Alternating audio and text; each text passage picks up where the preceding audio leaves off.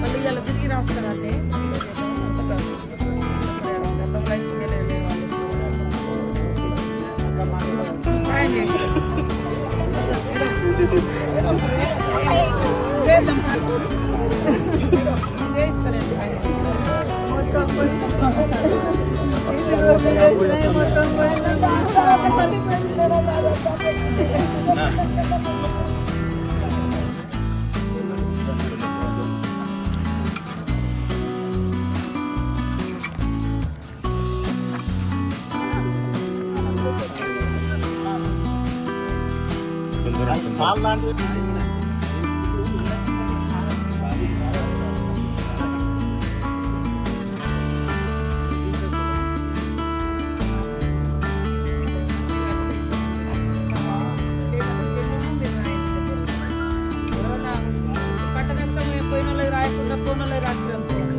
ఇబ్బంది అవుతుంది. కాబట్టి ఎవరికైతే బాధ ఉందో వాళ్ళ బాధను మనం అర్థం చేసుకోవాలి. వాళ్ళకి ఎంతో కొంత సాయం అందించాలనేది మన ప్రభుత్వ లక్ష్యం.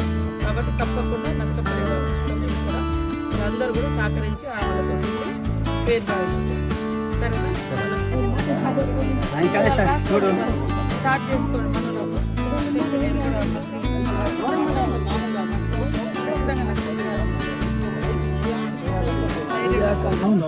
రాత్రి కురిసినటువంటి